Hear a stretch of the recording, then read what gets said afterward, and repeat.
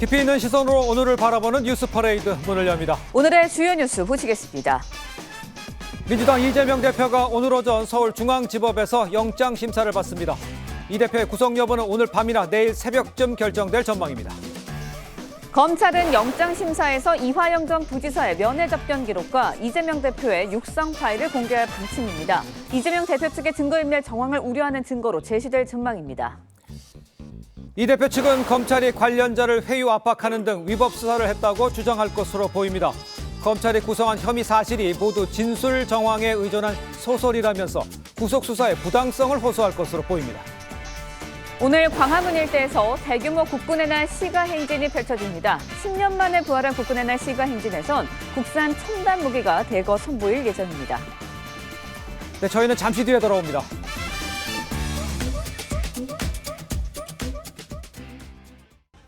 네, 민주당 이재명 대표가 잠시 뒤 오전 9시 45분 구속영장 심사가 열리는 법원에 출석할 걸로 지금 예상이 됩니다. 제1야당 대표가 구속 기로에선 이 초유의 사태에서 전국의 시선이 지금 서초동으로 향하고 있습니다. 지금 법원 일대에 이 대표의 지지자들이 모여 있고 이 긴장감은 높아지고 있는 상황입니다. 현장 취재 기자를 연결하도록 하겠습니다. 자, 장혁수 기자. 네, 중앙지법에 나와 있습니다. 네, 이 대표 출석이 2시간 정도 앞으로 다가왔는데 지금 법원 분위기가 어떻습니까?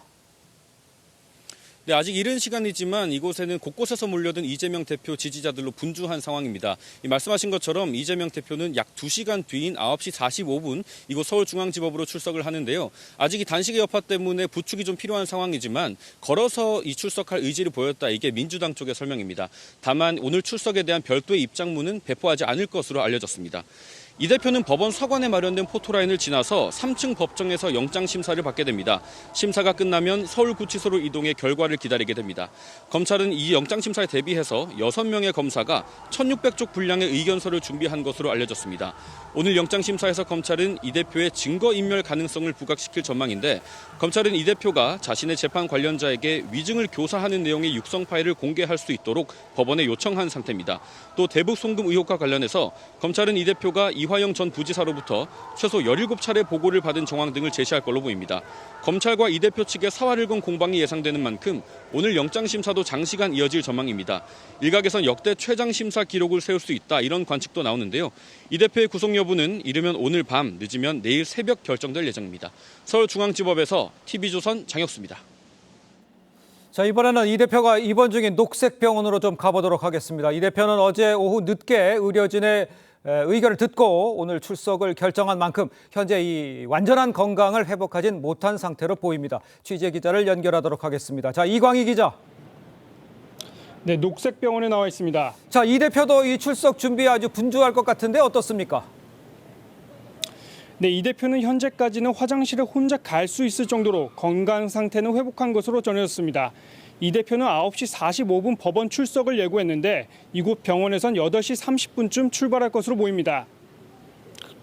앞서 이 대표가 구급 침대나 휠체어를 이용해 법원에 출석할 거란 관측도 나왔습니다. 하지만 이 대표는 일반 차량으로 법원에 이동한 뒤 걸어서 법정에 출석하겠다는 의지가 강한 걸로 전해집니다. 현재 회복 치료를 받고 있는 이 대표는 지난 토요일부터 미음을 먹기 시작했고 미음의 농도도 점점 올리고 있는 걸로 전해지는데 어제는 병문안을 받지 않고 법원 출석 준비에 집중했습니다. 이 대표는 검찰이 구속 사유로 증거인멸 우려가 크다는 점을 부각할 것에 대비해 오히려 검찰이 사건 관련자들에게 진술을 회유 압박하는 등 수사 과정에 위법성이 있다고 주장할 걸로 보입니다. 또 혐의 사실이 터무니없는 소설이라며 불구속 수사 원칙을 강조할 걸로 보입니다. 이 대표는 오늘 변호인만 법원에 동행할 거라고 했지만 지난번 검찰 조사 때처럼 친명계 의원들이 대거 동행할 가능성도 나오고 있습니다.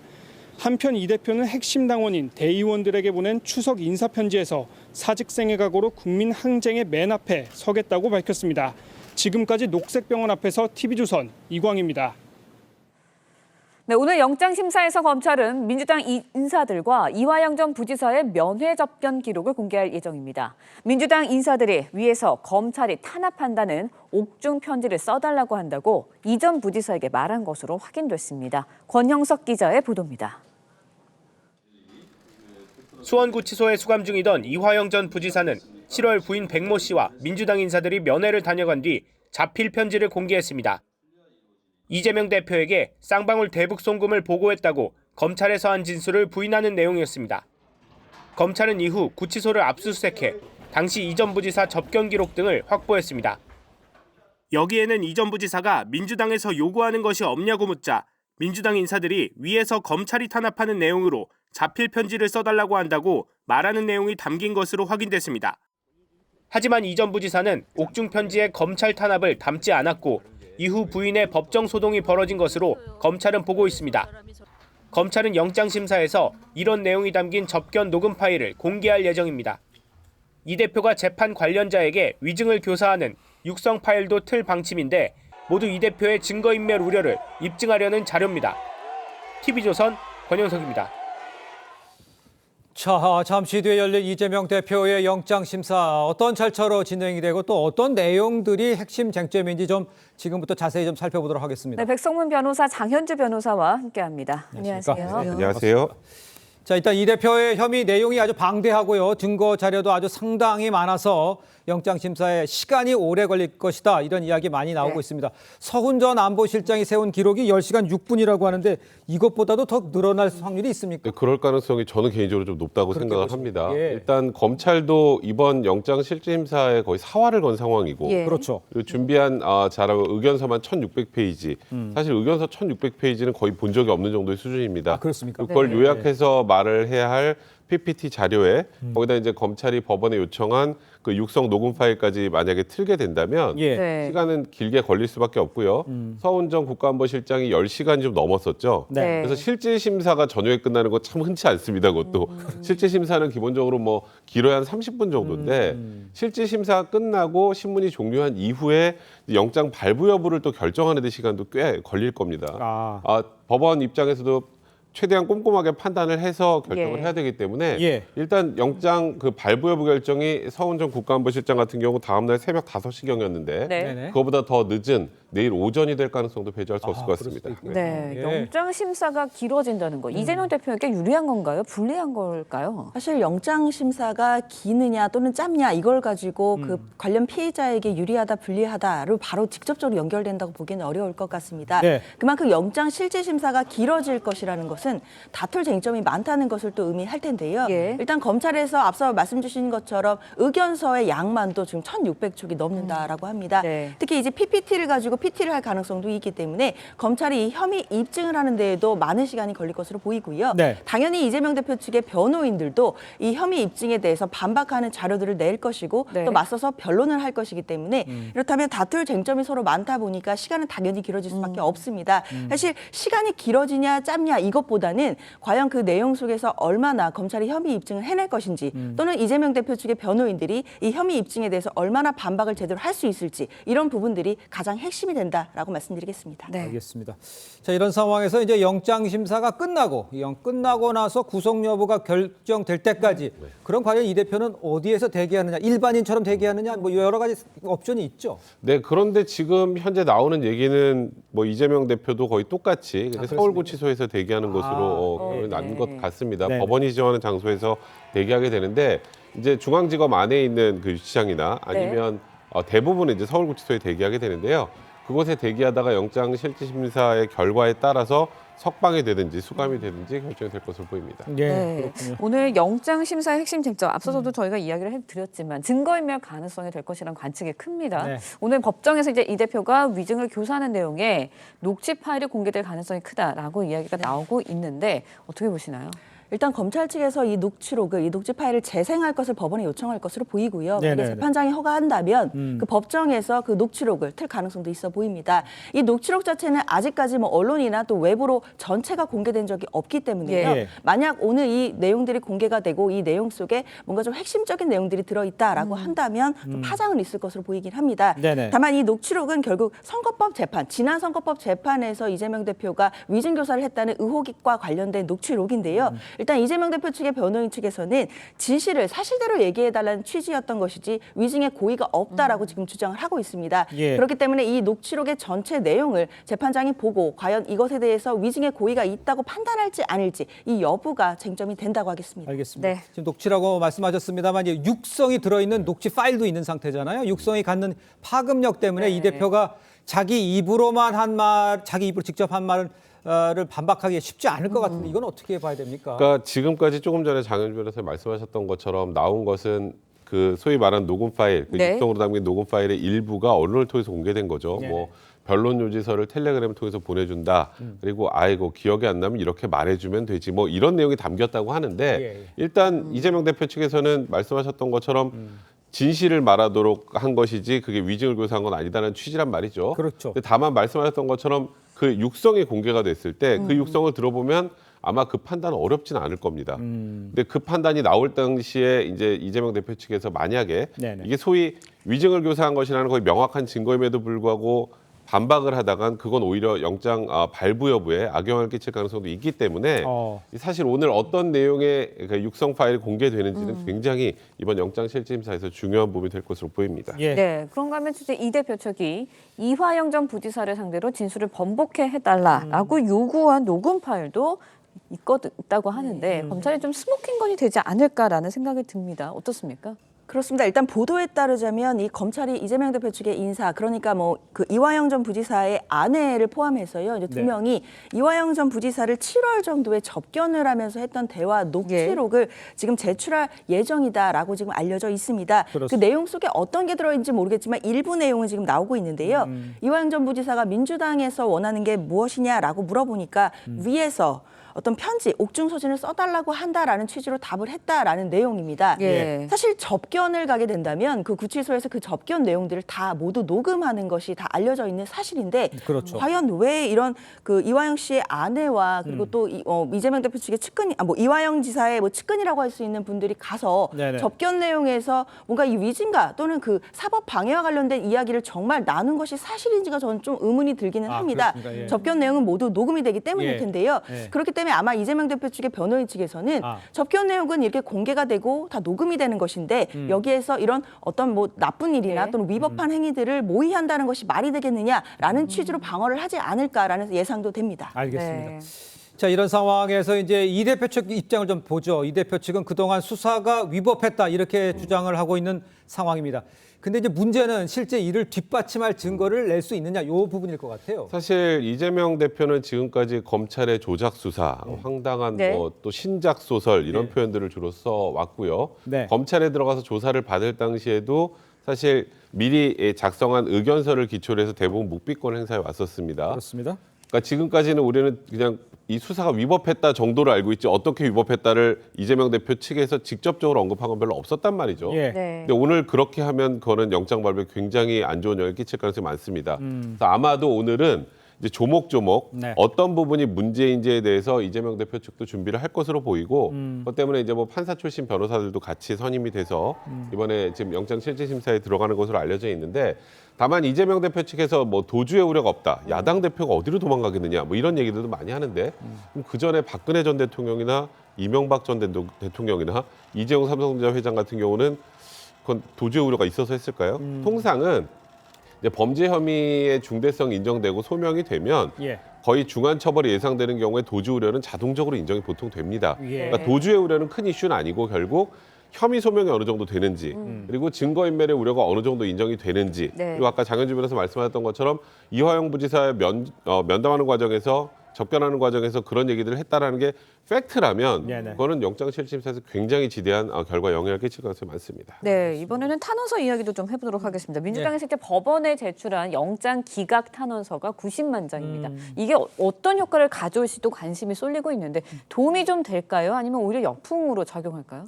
사실 우리가 일반적으로 법원에 재판을 할 때 탄원서를 내는 경우들이 많이 있는데요. 예. 이 탄원서는 어디까지나 이제 재판장이 참작할 수 있는 사유인 것이지 뭐 구속영장 발부에 직접 요건이 된다거나 뭐 구속영장 발부의 사유가 된다고 보기는 어렵습니다. 예. 그렇기 때문에 이번 실제 심사에서도 재판장이 일반적인 관례에 따를 것이라고 예상이 되고요. 네. 물론 지금 탄원서가 90만 장이면 굉장히 방대한 양이라고 할 수는 있습니다. 이걸 가지고 뭐 사법부가 여러 가지 야당 대표에 대한 구속 여부가 필요한지에 대해서 판단하는데 참작은 할 수 있겠지만 네. 이것이 바로 뭐 구속 사유가 되거나 또는 구속영장 발부의 요건이 되는 것은 아니기 때문에요. 어디까지나 참작을 하고 그 나머지는 재판장의 법률과 또 양심에 따라서 판단이 이루어질 것으로 예상이 됩니다. 네. 알겠습니다. 자, 그 재판을 담당하고 있는 유창훈 부장판사 이야기도 좀 해보죠. 아주 꼼꼼한 재판 스타일로 화제가 되고 있는데 이 꼼꼼한 스타일이 이 대표에게는 어떤 영향을 줄 수 있을까요? 일단은 이 유창호 부장판사 같은 경우는 원칙주의라고 알려져 예. 있고요. 네. 굉장히 꼼꼼하게 사안을 분석하고 그리고 영장 실질 심사 과정에서도 이제 관련자들에 대한 질문도 많이 하고 그에 대한 답도 본인이 꼼꼼하게 챙기는 것으로 좀 알려져 있습니다. 예. 뭐 지금 언론에서 일각에서는 뭐 증거인멸의 우려와 관련해서 영장 발부를 많이 했다라고 하는데 실질적으로 영장 발부가 증거인멸의 우려만 가지고 하는 건 아니고요. 그렇죠. 결국은 이제 이번 사안에 관련해서 어느 정도 입증이 됐는지 그러니까 유무죄 판단을 할 정도의 수준이 아니라 영장 발부 여부를 가를 정도로 검찰이 많은 혐의 입증을 했는지 네네. 이 부분이 결국 영장 발부 여부를 가를 것으로 보이고요. 네. 사실 뭐 지금 현재 상황에서 영장 발부와 기각에 관련해서 그 이후 폭풍은 누구나 다 예견가능한 상황 아니겠습니까? 그렇겠죠. 아마도 판사 입장에서도 여러 가지 부담을 느낄 수밖에 없는 상황이고 예. 그래서 더더욱 법과 원칙에 따라서 판단하지 않을까 싶습니다. 알겠습니다. 네, 판사 입장에서도 굉장히 압박이 될 것이다 말씀해 예. 주셨는데 이 대표의 영장 심사 결과에 정말 관심이 많이 쏠리고 있습니다. 만약에 기각이 될 경우에는 그 정치적인 부담감도 상당할 것 같아요. 그렇죠. 검찰로서는 만약에 이게 영장이 기각이 된다고 하더라도 불구속 상태로 기소를 할 것이면 당연한 것으로 보입니다. 그러나 검찰이 일단 영장이 기각되는 것 자체가 앞서 뭐 한 2년 가까이 야당 대표에 대해서 수사를 해왔는데 예. 구속영장 하나도 발부받지 못한다라고 한다면 검찰의 수사의 정당성에 대해서 공격을 받을 수밖에 없을 것 같고요. 앞으로 추가 수사라든지 또는 이제 민주당과 관련된 수사에 대해서도 차질을 입을 가능성이 높다라고 보입니다. 네. 알겠습니다. 영장 실질 절차 또 핵심 예. 내용 지금 두 분과 짚어봤습니다. 감사합니다. 네, 고맙습니다.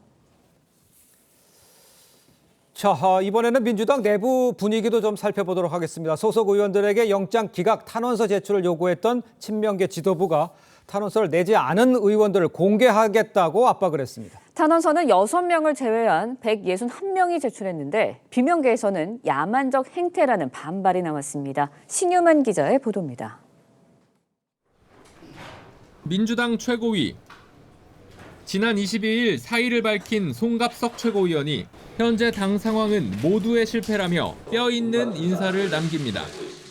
급기야 우리 당 국회의원들은 가결이냐 부결이냐를 고백함으로써 자신을 증명해야 하는 상황에 내몰려 있습니다. 저는 자기 증명을 거부합니다.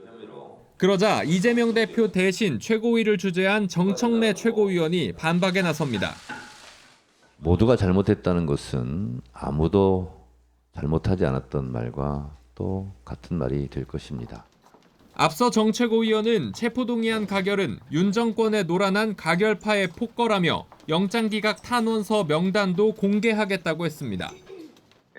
소명한 의원과 그렇지 않은 의원들을 저희가 2시까지 마감하고 발표할 생각입니다. 사흘에 걸쳐 받은 탄원서 집계 결과 민주당 소속 의원 중 6명만 제출하지 않았는데 논란을 의식해 명단은 공개하지 않았습니다. 강성 지지자들은 일부 비명계 의원들을 향해 비난을 쏟아냈습니다. 윤영찬 의원 지역구에는 의원직을 사퇴하고 떠나라는 현수막이 붙었고 이상민 의원에겐 응원 문구를 가장한 욕설 문자가 날아왔습니다. 비명계는 분열을 조장하는 게 해당 행위라고 반발했습니다. 자기하고 다른 주장을 진압하겠다, 타도하겠다? 이거 민주주의의 탈선. 여당은 민주주의를 내건 당에서 낙인 협박이 난무한다고 비판했습니다. 배신, 가결표 색출, 피의 복수와 같은 소름 끼치는 마녀 사냥이 벌어지고 살인 암시 글까지 TV조선 신유만입니다. 오늘 치러지는 민주당 원내대표 경선 친명계 의원들의 4파전으로 진행이 됩니다. 후보들은 이 대표를 지키는 방식을 두고 경쟁적으로 선명성을 부각시켰습니다. 최지원 기자의 보도입니다. 훌륭한 네 분의 후보들께서 이재명 대표를 끝까지 지키겠다. 많은 당원과 국민들이 바람에 호응해 주셨으면 좋겠습니다. 정청래 최고위원이 원내대표 후보들에게 이재명 대표를 지키겠다는 공개 약속을 주문하자 김민석 의원이 곧장 화답했습니다. 어떠한 경우건 이번 총선을 앞두고 비대위는 없다라는 것을 공동으로 천명하기를 제안드립니다. 대표가 일시적으로 구속된다 해도 그것은 대표의 사퇴 이유가 될 수 없고 홍익표 의원도 이 대표 영장 기각이 마땅하다며 당대표를 중심으로 어려움을 극복해 나가겠다고 강조했습니다. 결과에 따라서 좀 영향을 받을 것 같습니다. 물론 당대표가 구속된다고 해서 당대표를 물러나야 된다 이건 아니지만 20대 국회에서 원내대표를 지냈던 우원식 의원 역시 이 대표 수사는 검찰권 남용이라며 목소리를 높이고 있습니다. 증거도 한 점이 없는데 이런 구속된 상태에서 변화된 진술만을 가지고 제1야당 대표를 어찌 구속시키겠다는 것인가. 남인순 의원은 검찰의 부당한 야당 탄압에 맞서 이 대표와 당을 지키는 일에 헌신하겠다고 밝혔습니다.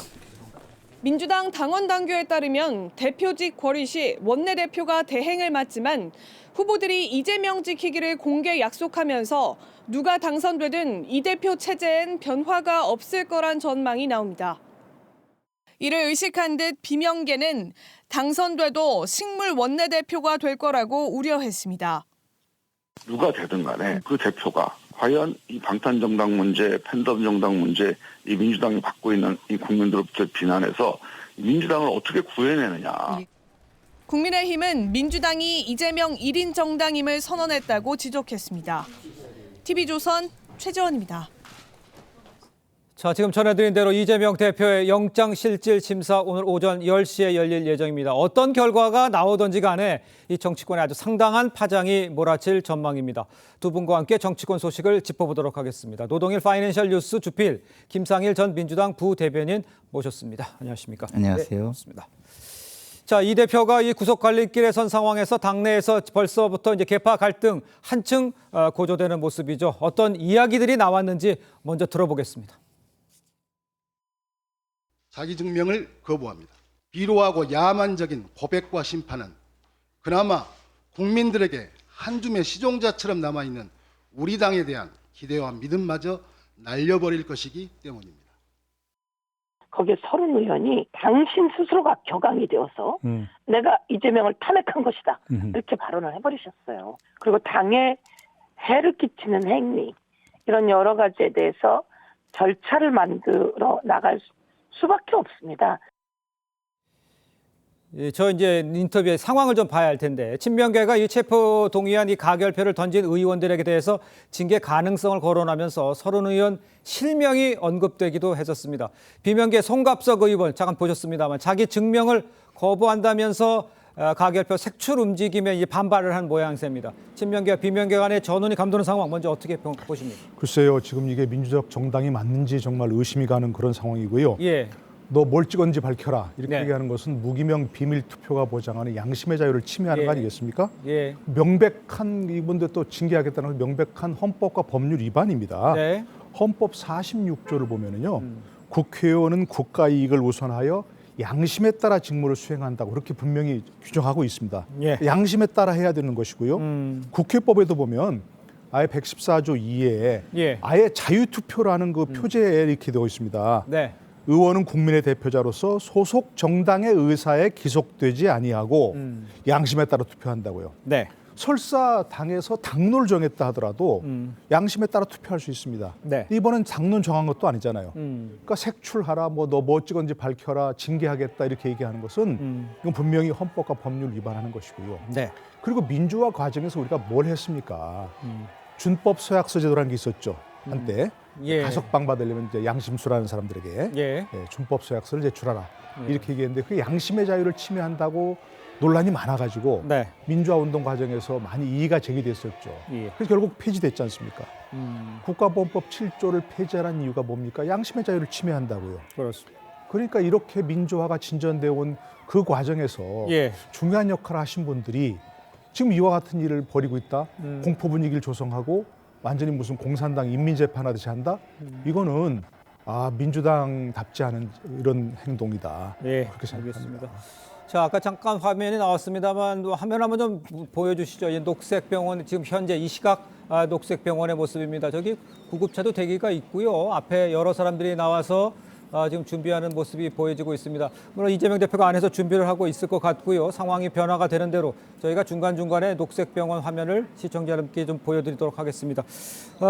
전 대변인께도 좀 질문을 드려야 할 것 같아요. 민주당 지도부 의원들에게 이재명 대표 영장 기각 탄원서 제출을 요구했는데 6명 제외하고 161명이 제출했습니다. 투표 때와 차이가 나니까 이렇게 되니까 결론적으로는 의원들이 심리적 압박을 받은 거 아니냐 이렇게 볼 수밖에 없는 상황 아닙니까? 심리적 압박을 받았다고 볼 수 있는 관점도 있겠지만 사실은 다른 관점도 있습니까? 사안이 조금 다릅니다. 예. 그 체포 동의안은 뭐 구속 여부에 대한 판단을 하는 것이 아니고요. 예. 판단을 위해서 법원에 가는 게 좋겠다. 그게 국민에게 민주당의 모습이 예. 상식적인 정당 그리고 신뢰받을 수 있는 정당이 된다. 이런 것이고요. 네네. 그리고 이것을 갖다가 기각과 구속영장 발부에 대해서 그 우리 어떤 한 조직 안에 있는 예. 한 가치를 지향하는 그런 사람의 어떤 말을 예. 믿어주는 것, 그 믿어주고 그거에 대해서 지금 현 상황에서 네. 그 입장에서 탄원을 하는 것, 이거는 전혀 다른 사안이라고 생각을 하기 때문에. 예. 기본적으로 그 이재명 대표가 지금 무죄를 주장하고 있는데 예. 그 무죄를 주장하는 거를 신뢰한다라는 차원에서 탄원서를 함께 내주는 것은 전혀 다른 사안이다. 저는 이렇게 생각합니다. 그렇지만 안에서 색출 작업이 벌어지고 있는 건 맞죠? 예. 네, 그럼 알겠습니다. 일단요, 이 대표는 이 자신의 혐의를 계속 부인하고 있는 상황인데 과거 박근혜 전 대통령 영장 심사를 앞둔 시점에서 했던 이 발언이 다시 언급이 되고 있습니다. 이 당시 이 대표 발언을 한번 좀 들어보도록 하겠습니다. 범죄 행위가 중대하고 범죄를 부인하고 있고 언제 도망갈지도 모르고 또 증거인멸을 하고 있다는 정황이 여러 곳에서 보이기 때문에 구속되는 게 당연한 사안입니다. 박근혜의 구속 여부가 이 나라 사법이 살아있냐 죽어있냐를 가름하는 그런 걸 보여주는 바로미터다라고 생각합니다. 그러니까 저 장면이 이제 과거에 이제 박근혜 전 대통령의 혐의를 부인하고 있고 증거인멸 우려가 있기 때문에 구속해야 한다라고 주장을 했었을 당시의 모습입니다. 저기에 이 대표를 대입해 보면은 내용은 똑같은 내용 아닙니까? 글쎄, 박근혜란 이름을 빼고 이재명만 넣어도 사실은 똑같은 것이고, 근데 저 말은 특별히 박근혜 전 대통령의 경우에만 해당되는 게 아니고 일반적으로 구속 사유가 저렇다라고 얘기할 수 있는 거예요. 일반적으로. 그러니까 범죄 혐의가 중대하고 범죄를 다 부인하고 있고 증거인멸할 정황, 뭐 도망갈지도 모른다. 이런 것들은 다 구속 사유가 되는 것이거든요. 이번에도 그런 거 아니겠습니까? 물론 아직 그 단정적 확인일입니다만 모든 범죄 혐의가 입증된다면 전체해서 뭐 30년 이상 무기징역까지도 가능하다. 이런 정도면 중대한 거 아니겠습니까? 그렇죠? 중대한 범죄고. 더구나 지금 모든 혐의를 부인하고 있잖아요. 일부 인정하고 뭐 그러나 반성하고 있다 이런 게 아니라 모든 혐의가 조작되었고 증거도 하나도 없고 이렇게 얘기하고 있거든요. 그러니까 범죄 부인하고 있고 또 증거인멸도 있지 않습니까? 이번에 위증교사 의혹에서 과거 그분에게 증인에게 회유하고 협박해서 압박해서 그런 증언 허위증을 하도록 요구한 그런 녹취 파일이 존재한다는 것이고요. 이번에도 이화영 부지사 같은 경우는 계속해서 입장을 번복하도록 영향력을 행사했다는 의구심이 있지 않습니까? 그러니까 당연히 이재명 대표 본인의 말대로 따르자면 구속 사유에 해당되는 거죠. 알겠습니다. 좀 방금도 같은 얘기지만 자기 자신에게도 대입해 보면은 맞는 말은 아닙니까? 저 상황은?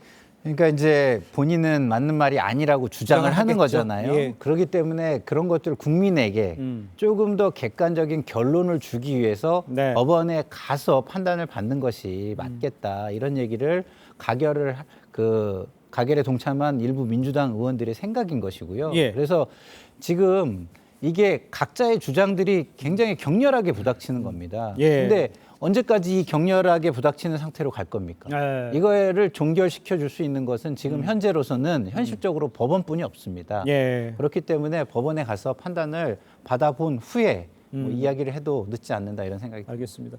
글쎄요, 이제 뭐 가서 이제 가결이 될지 또 구속이 될지 지금 기각이 될지는 알 수 없습니다만 지금 민주당 내부에서는요, 뭐 이상민 의원도 말이 안 된다고는 얘기는 했습니다만 원내 대표 선거 후보 4명 모두가 친명계가 나서면서 이 대표가 구속되더라도 친명계 지도부가 꾸려지는 상황에 뭐 옥중 공천 이야기 이런 것까지도 좀 나오고 있어요. 이 가능성은 어떻게 보십니까? 글쎄 좀 성급한 얘기죠. 사실은 뭐 구속도 결정이 안 됐는데 예. 옥중 공천 얘기하는 것은 좀 성급하지만 예. 근데 사실은 이 문제가 처음 나온 얘기 아니잖아요. 그렇습니다. 오래전에 이게 나왔어요. 예. 그러고 보면 그런 걸 생각해 보면 이재명 대표의 행보는 예측 가능하다. 이렇게 얘기할 수 있는 거죠. 예. 사실은 거슬러 따져가 보면 뭐 바로 대선에 패배한 사람이 보궐선거에 출마하고 네. 대표에 출마하고 그때부터 이런 상황이 이미 예상된 거죠. 예상되었고 그러니까 설사 이제 구속되더라도 옥중 공천까지 할 가능성이 있다. 그 말은 절대로 대표를 사퇴하지 않겠다는 거죠. 그렇습니까요? 그리고 당원까지 바꿨지 않습니까? 네. 그러니까 그걸 보면 이렇게 갈 가능성은 충분하다. 만약 구속될 경우에 예. 이렇게 얘기할 수밖에 없는 거죠. 알겠습니다. 가능성 충분하다 이렇게밖에 얘기할 수 없다라고 말씀해 주셨습니다만 이재명 체제가 더욱 공고해질 것으로 보이는 시각이 많습니다. 비명계가 설 자리가 협소해진 모습인데 글쎄요, 뭐 성급한 이야기긴 합니다만 뭐 심리적 분단까지는 얘기하시는 분들이 꽤 있어요. 근데 실제적으로 그렇게 벌일지는 모르겠습니다만 전망을 어떻게 하십니까? 저는 가능성이 굉장히 낮다고 보는 게 낮다. 그 지금 소위 말하는 가결표를 던진 의원들은 예. 본인의 진정성이라는 게 존재한다. 저는 예. 이렇게 믿습니다. 그 진정성은 뭐냐? 국민을 위한 것이지 자기를 위한 것이 아니다. 네. 국민을 위한 게 뭐냐? 아까도 말씀드렸지만 지금 이 갈등 상황이 결론이 나겠습니까? 양쪽 다 자기 진영을 향해서만 예. 그 공고하게 지금 움직이고 있는데 네. 결론이 안 나지 않습니까? 예. 그래서 이거를 국민을 위해서 결론을 짓고 예. 이걸 마무리를 짓고 민생을 향해서 본연의 일 그리고 갈등 해소를 위해서 열심히 일을 해야 된다. 이렇게 지금 생각을 하는 것이거든요. 예. 그렇기 때문에 그 진정성이라는 것을 생각한다면 제가 볼 때는 민주당 안에서 본인들의 목소리를 계속해서 내고 그다음에 이것이 기각이 된다면 어쨌든 본인들의 생각에서 그 이재명 당대표의 정치적 기반이 공고해지고 그 활동의 무대가 넓어지는 거 아니겠습니까? 그러면은 그렇게 된 상황도 본인들이 가정한 상황 중에 하나일 것이다. 그래서 그것을 이야기하면서 그 이재명 대표와 함께 총선 승리를 위해서 노력할 수도 있다. 물론 친명계에서는 그것도 못 참아가지고 공천 학살이나 뭐 쳐내기를 할 수도 있겠죠. 그렇게 만약에 한다면 제가 볼 때는 국민들이 볼 때는 그것을 과연 민주정당이라고 볼 것인가.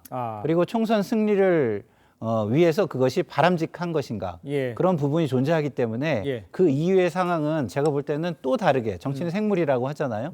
또 다르게 전개될 가능성이 상당히 있다. 이렇게. 알겠습니다. 자, 현장 화면을 잠깐 좀 다시 한번 보죠. 현장 화면에 지금 뭐 속보들도 올라가 있습니다만 지금 다른 각도에서 보는 녹색병원의 모습입니다만 이 대표 8시 20분쯤 녹색병원을 출발할 예정입니다. 8시 20분쯤 뭐 교통 상황도 고려해서 조금 일찍 출발하는 모습일 수도 있겠습니다. 그런 다음에 휠체어를 탈지 지금 의료진이 준비를 하고 있다. 휠체어를 탈지 본인의 의지는 걸어서 가는 거를 생각하고 있는 것 같은데요. 아직 의료진이 건강 상태를 점검해서 휠체어를 타고 갈지를 곧 결정하겠다는 소식까지 지금 올라와 있습니다. 저 속보가 계속 올라온 대로 저희 시청자분들께 바로바로 전해드리도록 하고요. 저희는 지금 토론에서 어떤 일들이 벌어질지 또 향후 전망에 대해서도 지금 이야기를 나눠보도록 하겠습니다. 자, 이런 가운데 유시민 전 노무현 재단 이사장이요. 이 대표의 옥중 출마까지를 직접 거론을 하면서 당 대표직을 내려놓지 말아야 한다 이렇게 주장을 했습니다. 먼저 목소리 들어보도록 하겠습니다. 만에 하나라도 영장이 발부되어서 구치소에 간다 하더라도 또 구속적부심 또 신청하고 또 보석 청구 또 하고 계속 싸워 법적으로도 계속 싸워야 되고요. 그리고 당대표직도 내려놓으면 안 된다고 생각해요. 옥중 출마도 하고요. 옥중 결재도 하고요. 이게 기싸움에서 밀리면 그 순간에 이제 진영이 무너지는 거기 때문에 저는 뭐 그냥 구수세요라 제명아 그냥 자, 지금 옥중 결재, 옥중 출마해야 한다 이런 유시민 작가의 영상. 근데 이재명 대표 측에서 좋아요를 거기다 눌렀어요. 언론 보도가 나왔습니다. 앞서 단식 중에도 체포안 표결 전날에 SNS에 장문의 호속으로 올렸습니다. 글쎄요, 건강 상태가 맞냐? 뭐 이렇게 지적하는 얘기가 있는데 어떻게 분석을 하십니까? 글쎄요, 저분이 참 민주화 운동을 했다는 분인데 저렇게 얘기한 게 맞나요? 네. 구속됐다고 해서 일단 사법부가 범죄 혐의가 상당히 소명되었다는 걸 좀 얘기하는 거 아니겠습니까? 그렇습니다. 그런데도 불구하고 물론 법정 투쟁의 법적인 절차에 밟을 수 있죠. 예. 뭐 보석 청구를 할 수 있는 것들인데 그런데 저렇게 옥중 결재를 해야 된다. 절대로 대표직을 내려놓으면 안 된다. 예. 라고 주장하는 것은 과거 이 인식 지체, 예. 뭐 민주대 독재 구도 이걸 만들어 놓고 자신들이 아직도 그 안에 살고 있다. 이거 예. 볼 수밖에 없는 것이고요. 네네네. 글쎄 이제 옥중 공천까지 한다. 만약에 이제 예상을 하면 예. 그렇게 한다면 당시 정치적 상황을 물론 봐야 되겠습니다만 예. 그 옥중에 있는 대표가 찍은 직인을 공천장을 든 후보들이 네. 과연 그걸 받아들일까요? 당시 국민들이 네. 아니, 낙선이 확실하다 다 후보들이 라고 하면 저는 절대로 계속해서 예. 그 옥중 공천이라는 걸 받아들일 수 없는 예. 그런 상황에 몰릴 것이라고 그렇게 생각합니다. 알겠습니다. 그런데 일단 친명계 일각에서 이 대표가 구속돼도 이 석방 요구 결의안을 추진할 수 있다 이런 이야기도 나옵니다. 추진된다 이러면 이게 석방이 되는 가능성도 있는 겁니까? 글쎄요, 저는 일부에서는 예. 그렇게 지금 얘기도 있지 않습니까? 그런데 저는 틀렸다고 생각합니다. 그게 네네네. 틀렸다고 생각하고 예. 다른 견해가 아니고 네. 헌법을 보면은요, 헌법 44조를 보면 예. 이번에 이제 체포 동의안을 통과시킨 그 부분 아닙니까? 예. 국회의원은 현행 범인을 제외하고는 회기 중 국회 동의 없이 체포 또는 구금되지 아니한다. 그러니까 회기 중이었으니까 네. 이번에 체포 동의안을 표결해서 구금했지 않습니까? 체포했지 않습니까? 예. 그런데 이 항을 보면 회기 전에 체포 또는 구금된 때는 국회 요구가 있으면 회기 중 석방된다. 이걸 가지고 예. 이번에 구속이 되더라도 정기국회가 끝나면 임시국회를 열어서 임시국회에서 예. 그걸 석방 요구를 하면 석방된다. 이렇게 일부 해석을 하고 있거든요. 근데 저는 이 헌법 규정을 보면 예. 명확히 틀렸다고 생각합니다. 예. 왜 헌법 44조 1항에는 네네. 회기 중이라고 돼 있잖아요. 그렇죠. 근데 헌법 44조 2항에 보면 예. 회기 전이라고 돼 있으니까 그건 회기가 시작되기 전에 알겠습니다. 예, 체포 동의안 결의 없이 알겠습니다. 그때 구속된 걸 얘기하는 것이거든요. 예. 그러니까 한번 체포 동의안을 통과시켜서 구속된 경우는 해당이 안 된다. 알겠습니다. 예, 석방 요구한 대상이 안 된다. 예. 이렇게 생각할 수밖에 알겠습니다. 없는 거죠. 마지막으로 짧게 하나 여쭤볼게요. 네. 여태까지 뭐 구속된다는 상황에 대해서만 쭉 얘기를 했는데 만약 기각되면 그렇다면 이재명 대표의 사법 리스크는 사라진다 이렇게 볼 수 있는 겁니까? 사법 리스크는 법원이 결정할 때까지 사라지지는 않겠죠. 예. 그렇지만 네. 그동안 검찰이 이렇게 주장해왔던 것이 명분이 굉장히 좀 약해지는 측면이 있을 것이고 예. 이재명 대표는 총선 때까지 그리고 법원의 결정이 나올 때까지는 정치적인 무대가 굉장히 공고해지고 예. 활동의 폭도 넓어진다 이렇게 볼 수밖에 없을 것 같습니다. 알겠습니다. 자, 두 분 말씀은 여기까지 듣겠습니다. 고맙습니다. 감사합니다. 네, 국제원자력기구 IAEA가 북한의 이 불법적인 핵 프로그램 활동을 여러 곳에서 목격했다고 밝혔습니다. 풍계리 핵실험장 출신의 탈북민들이 증언한 이 방사능 누출 피해도 파장을 낳고 있습니다. 김자민 기자입니다. 국제원자력기구 IAEA의 라파엘 그로시 사무총장이 북한의 지속적인 핵 개발을 비판하며 유엔 안보리 결의안을 명백히 위반했다고 지적했습니다. The IAEA continues to monitor the DPRK nuclear program. We have observed activities at several sites consistent with the DPRK's continuation of its illegal nuclear program. 앞서 그로시 총장은 IAEA 총회 개막 성명에서 평안북도 영변 핵단지에 우라늄 농축 징후가 포착됐고 지난 1년간 경수로 인근에 3개의 건물이 새로 지어지는 등 건설 활동이 증가했다고 밝혔습니다.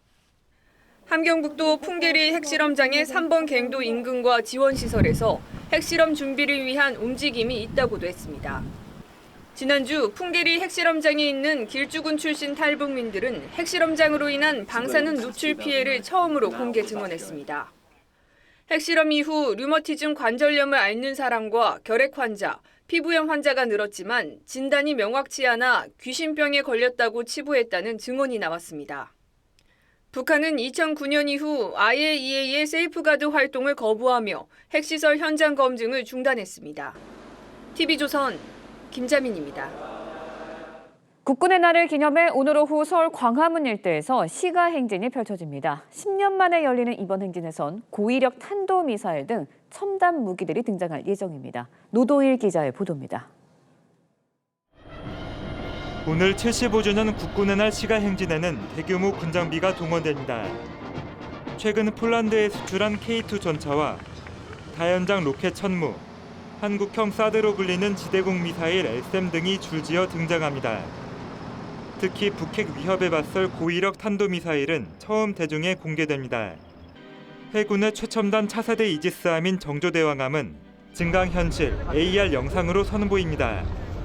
6회 공군과 해병대 4천여 명이 행진하고 한미동맹을 상징하는 미8군 전투부대원 300여 명도 행진에 참여합니다. 2013년 국군의 날 서울 광화문에서 4,900명이 동원돼 행진을 펼친 이후 10년 만에 시가 행진입니다. 1998년부터 5년마다 실시해왔지만 5년 전엔 남북관계 등의 이유로 진행되지 않았습니다. 시가 행진은 오후 4시부터 숭례문과 광화문 일대에서 진행되는데 세종대로 일대가 오후 2시부터 오후 6시까지 양방향 통제됩니다. 행진을 마친 탱크 등 중장비가 인근에 재집결한 뒤 순차적으로 해산해 내일 오전 6시까지 서울 시내 도로 곳곳이 통제될 수 있습니다. 서울시는 도로 통제에 대비해 오늘 낮 12시부터 저녁 6시 사이 지하철 2호선과 3호선, 5호선을 총 13회 추가 운행합니다. TV조선 노도일입니다. 네, 전해드린 대로 오늘 광화문 일대에서 국군의 날 기념하는 이 대규모 시가 행진이 펼쳐집니다. 네, 관련 내용 유용원 조선일보 기자와 함께 자세히 짚어보도록 하겠습니다. 안녕하십니까? 네, 안녕하세요. 네. 자, 시가 행진 말 참 오랜만에 들어보는데 왜 10년 만에 열리게 되는 겁니까? 아까 리포트에도 있었지만 원래 이제 과거에는 뭐 여의도에서 했었고 거의 맞아요. 이제 매년 서울 시내 도심에서 시가 행진을 했는데 아시다시피 이제 교통체증이라든지 시민 불편들이 이제 많이 좀 제기되지 않았습니까? 그래서 5년에 한 번, 그러니까 거의 매 정권 초기에 한 번씩 하기로 했었는데 지난 정부, 문재인 정부 시절에는 뭐 남북관계 등을 이유로 해서 건너뛰는 바람에 결과적으로 이제 10년 만에 이번에 대규모로 이제 하게 됐습니다. 그렇군요. 네, 오늘 도심에서는 신기한 최첨단 무기도 볼 수 있는 풍성한 볼거리가 펼쳐질 것으로 보이는데 특히 고위력 탄도 미사일이 일반에 처음으로 공개가 된다고요? 네, 그렇습니다. 이 고위력 미사일은 흔히 괴물 미사일로 이제 언론에 알려져 있는데 탄도 중량이 8톤에서 9톤, 그러니까 세계에서 단거리 미사일 중에는 가장 무거운 그런 편에 속하고요. 이게 이제 한 발로 우리가 이제 김정은 벙커라고 하는데 평양 지하에 있는 지하 100m 이하에 있는 것으로 알려진 이런 벙커라든지 그다음에 주석궁이라든지 이런 건물을 한 발로 파괴할 수 있는 것으로 알려져 있습니다. 근데 제가 최근에 좀 들어보니까 이거를 원래 공개하려고 그러다가 그걸 이제 북한이 추가로 도발할 경우 그거에 대항하는 마지막 카드로 남겨두고 이번에는 그보다 조금 약한 2톤급 탄도 중량을 가진 고위력 미사일을 공개할 거라는 얘기도 있더라고요. 그래서 이따 10시에 그 성남공항에서 행사를 하는데 그때 좀 지켜봐야 할 것 같습니다. 알겠습니다. 우리 유 기자가 무기 같은데 아주 전문가시잖아요. 유 기자 입장에서 보실 때는 오늘 뭐를 가장 중점적으로 좀 보고 계신 겁니까? 이제 이번에 국군의 날 행사 그리고 시가 행진의 특징 중에 하나는 그 강조점 중에 하나는 아시다시피 북한 핵미사일 위협이 고도화되고 있기 때문에 이에 대응하는 우리의 능력을 이제 보여주는 겁니다. 그래서 이제 우리가 이제 한국형 삼축 체계라고 하는데 여기에는 이제 창과 방패가 있죠. 그래서 아까 말씀드린 고위력 미사일 이런 것들이 창에 해당되고요. 이번에 이제 처음 공개되는 것 중에 이제 방패에 해당되는 LSAM이라고 있습니다. 장거리 대공 미사일인데 그게 이제 한국판 사드라고 그러는데요. 고도 한 40에서 60km 고도에서 날아오는 적 탄도미사일을 요격할 수 있는 국산 요격 미사일인데 이게 그래도 좀 눈에 띄는 무기 중에 하나인 것 같습니다. 그렇군요. 네, 그런가 하면 차세대 이지스함이라고 불리는 정조 대왕함이 AR 영상으로 구현이 된다고 합니다. 네. 아시다시피 국군의 행사는 수도권이나 아니면 계룡대에서 네. 하다 보니까 해군이 직접 나타날 수가 없었어요. 네. 그렇다면 해군이 좀 소외됐는데 네. 이번에 이제 그러면은 해군을 좀 많이 배려를 했습니다. 네. 그래서 우리 함정 중에 전투 함정의 가장 큰 이지스함이 이제 정조대함을 네. AR로 재현을 하고 그다음에 뭐 무인 수상정 등도 등장하는데요. 정조대함은 만재 배수량이 1,000톤이 넘고요. 네. 여기에는 이제 함대지 순항 미사일이라든지 예. SM-6 요격 미사일이라든지 이런 각종 첨단 미사일들을 대거 탑재한 이 최신의 함정이 되겠습니다. 그런데 이제 최초의 이제 한국형 전투기죠. KF-21이나 또 정찰 감시, 뭐 타격 드론, 이 드론 같은 것도 굉장히 관심이 있을 것 같아요. 그렇습니다. KF-21은 이제 원래 2026년까지 개발된 네. 예정이고 아직 개발이 안 끝난 항공기이기 때문에 사실 이런 행사에 등장하는 건 이례적인 건데요. 네. 이제 워낙 이제 잘 예정보다 잘 개발되고 있기 때문에 자신감을 갖고 등장하는 그런 이제 모습이 되겠고요. 그리고 말씀하신 드론은 아시다시피 작년 12월에 이제 북한의 소형 무인기가 수도권에 침투해서 이제 상당히 파장을 일으키지 않았습니까? 예. 그래서 이에 대응하는 이제 우리 다양한 스텔스 드론을 포함해서 여러 가지 드론을 개발을 하고 있습니다. 그리고 우크라이나전에서도 자폭 드론이 위력을 발휘하고 있지 않습니까? 그래서 우리 군도 이제 그런 역량이 있다는 것을 이번에 이제 보여주게 됩니다. 네, 앞서도 말씀해 주셨지만 해군의 이지스함도 영상으로 등장을 하는데 하늘에서도 볼거리가 펼쳐질 예정입니다. 총 21대 전투기가 대규모 비행 편대에 나선다고 하는데 오늘 날씨가 조금 안 좋을 것 같기도 한데 뜰 수 있나요? 문제 없나요? 그래서 지금도 이제 계속 회의를 하는 것 같습니다. 제가 방송 들어오기 전에 어떻게 되는지 확인해 보려고 하는데 통화가 잘 안 되더라고요. 그런데 원래 이제 예정대로라면 뭐 북한과 김정은이 가장 두려워하는 게 뭐겠습니까? F-35 스텔스기 아니겠습니까? F-35를 비롯해서 F-15K라든지 이런 우리 군의 최신鋭기 전투기들을 포함해서 항공전력, 헬기도 포함해서요. 대거 등장할 예정인데 상황을 좀 비가 오기 때문에 상황을 좀 봐야 할 것 같습니다. 비행기가 뜰 분들은 좀 날씨 상황을 좀 고려해야 될 상황이군요. 자, 이제 오늘 시가 행진 이 한미 동맹 70주년을 맞아서 미군도 동참할 예정이다 이런 얘기 있습니다. 한미 동맹을 강조하는데 이보다 더 좋은 장면은 없을 것 같아요. 그렇습니다. 그동안 국군의 행사에는 사실 미-8군 군악대라든지 이런 상징적으로만 미군이 참여를 했는데 이번에는 미-8군 전투원 300명이 처음으로 참가를 합니다. 그리고 10월 1일이 한미동맹 70주년 기념일 아닙니까? 그래서 한미동맹 70주년을 기념하는 의미에서도 이번에 미군 전력이 대거 참가해서 한미동맹에 대한 의지를 보여줄 예정입니다. 예, 알겠습니다. 자, 오늘 말씀 여기까지 듣겠습니다. 고맙습니다. 네, 감사합니다. 자, 민주당 이재명 대표 잠시 뒤에 오전 9시 45분 구속영장 심사가 열리는 법원에 출석할 걸로 지금 예상이 됩니다. 제1야당 대표가 구속기로에선 초유의 사태에 정부의 시선 지금 서초동으로 향하고 있습니다. 네, 지금 법원 일대는 이 대표의 지지자들이 모여 있고 긴장감은 높아지고 있는 상황이라고 하는데요. 현장에 취재기자 연결해 보도록 하겠습니다. 장혁수 기자. 네, 서울중앙지법입니다. 네, 이 대표 출석이 이제 1시간 30분 정도 앞으로 다가온 것 같은데 지금 법원 분위기 어떻습니까? 네, 조금 전 8시부터 이곳에는 본격적으로 이재명 대표 지지자들이 모여들고 있습니다. 말씀하신 것처럼 약 1시간 반 뒤인 9시 45분에 이재명 대표가 출석을 할 예정인데 이 민주당 쪽에서는 이번 출석에 대한 별도의 입장문은 배포하지 않을 계획이라고 합니다. 이 대표는 법원 서관에 마련된 포토라인을 지나서 3층 법정에서 영장 심사를 받게 됩니다. 심사가 끝나면 서울구치소로 이동해 결과를 기다릴 예정입니다. 검찰은 영장 심사에 대비해서 6명의 검사가 약 1,600쪽에 달하는 의견서를 준비한 것으로 알려졌습니다. 오늘 영장심사에서 검찰은 이 대표의 증거인멸 가능성을 부각할 전망입니다. 검찰은 이 대표가 자신의 재판 관련자에게 위증을 교사하는 내용의 육성 파일을 공개할 수 있도록 법원에 요청하기도 했습니다. 또 대북 송금 사건과 관련해서 검찰은 이 대표가 이화영 전 부지사로부터 최소 17차례 보고를 받은 정황들을 제시할 걸로 보입니다. 검찰과 이 대표 측 사활을 건 공방이 예상되는 만큼 오늘 영장심사도 상당히 장시간 이어질 전망인데요. 일각에서는 역대 최장심사 기록을 세울 수 있다 이런 관측도 나옵니다. 이 대표 구속 여부는 이르면 오늘 밤 늦으면 내일 새벽 결정될 예정입니다. 서울중앙지법에서 TV조선 장혁수입니다. 네, 이 대표가 이번 중에 녹색병원으로 다시 한번 좀 가보도록 하겠습니다. 네, 이 대표는 9시 45분까지 법원 출석을 예고한 상황입니다. 이광희 기자.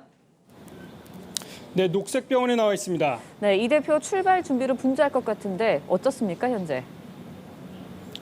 네, 이 대표는 현재 혼자서 화장실을 갈 수 있을 정도로 건강이 회복된 상태인 걸로 전해졌는데요. 이 대표는 9시 45분 법원 출석을 예고했고 이곳 병원에선 8시 30분쯤 출발할 걸로 보입니다.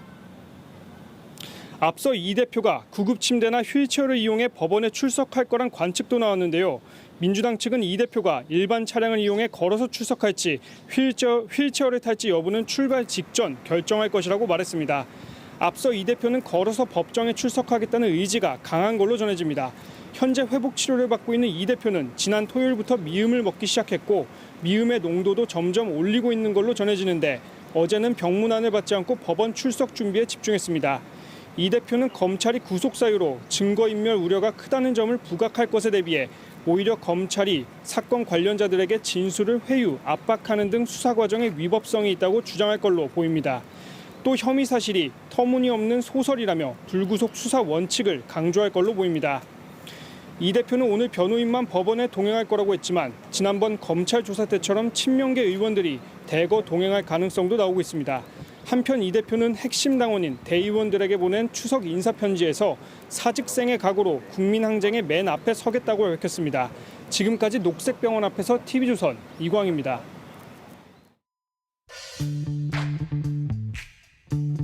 네, 렌즈에 담긴 그 순간 그 의미를 짚어보는 시간이죠. 사진 기자가 선택한 아침의 한 장입니다. 오늘은 조선일보 사진부 조인원 기자와 함께합니다. 안녕하세요. 오늘 아침에 볼 사진 어떤 건가요? 네, 새쌍둥이와 누운 엄마의 표정이 무척 행복해 보입니다. 지난주 조선일보가 주최한 아이가 행복입니다 영상 사진 공모전에서 최우수상을 받은 박혜은 씨 가족 사진입니다. 아이를 키우면서 느낀 행복한 순간들이 공모전에 많이 출품이 되었는데요. 올해는 어떤 작품들이 수상했는지 함께 보겠습니다. 최우수상을 받은 박혜은 씨는 새쌍둥이를 키우는 건 어렵지만 아이들을 안을 때면 그런 어려움을 다 잊을 정도로 행복하다고 했습니다. 올해 대상은 김수호, 정다인 씨 부부의 영상으로 막내가 태어나고 처음 만나는 남매의 모습을 재미있게 보여줬습니다. 이외에도 다둥이 아이들의 행복한 순간과 육아를 통해 부모가 되어가는 의미를 새겨보는 영상도 수상작으로 뽑혔습니다. 올해로 6번째를 맞는 이번 공모전은 전체 5,600여 건의 역대 가장 많은 응모작들이 출품되었습니다. 네, 이런 노력에도 우리 사회의 출산율 계속 줄어서 걱정인데요. 예, 이번 공모전 시상식에 온 한 참석자도 아이가 행복하려면 아이를 낳고 가정을 꾸려갈 청년들부터 행복해야 한다면서 청년들에 대한 안정적인 지원이 무엇보다 시급하다고 했습니다. 또 다른 참석자도 젊은 부모들이 일과 가정 모두 잘할 수 있는 환경을 만드는 것이 중요하다고 강조했습니다. 네, 이런 아이들의 웃음소리가 거리에서도 많아졌으면 하는 바람입니다. 지금까지 아침 한 장이었습니다. 오늘 전국 대부분 지역에서 가을비가 내리고 있습니다. 비구름은 중부와 전북, 경북 지역에 영향을 주고 있는데요. 특히 충북과 경북 북부를 중심으로 시간당 15mm의 다소 강한 비가 내리고 있습니다. 오늘 늦은 오후부터 밤 사이에 서쪽 지방은 잠시 소강 상태를 보이겠고 내일 새벽 다시 비가 시작돼 밤까지 내렸다 그쳤다를 반복하겠습니다. 내일까지 예상되는 강수량은 영동과 경북 북부 동해안에 최고 70mm로 가을비치고는 제법 많이 내리겠고요. 그 밖의 지역은 5에서 40mm의 비가 예상됩니다. 비가 내리면서 낮에는 쌀쌀함이 감돌겠습니다. 서울의 한낮 기온이 22도, 대전과 대구 24도에 머물겠습니다. 내일까지 비가 내리다 추석 연휴가 시작되는 목요일부터는 완연한 가을 날씨가 이어지겠습니다. 날씨였습니다. 네, 이상으로 화요일 뉴스 퍼레이드 마칩니다. 네, 저희는 내일 아침 7시 30분에 다시 찾아뵙겠습니다. 시청해주신 여러분 고맙습니다.